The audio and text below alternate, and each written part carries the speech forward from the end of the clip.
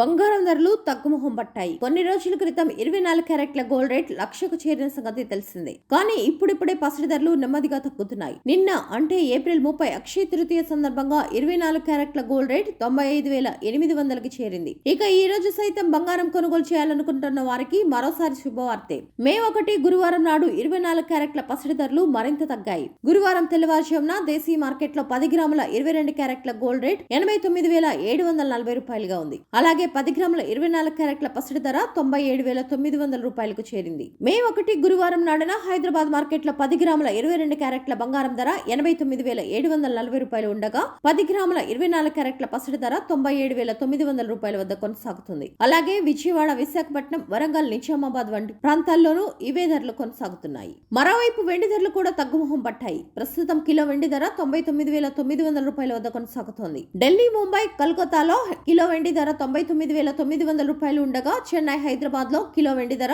1,08,900 రూపాయలుగా ఉంది.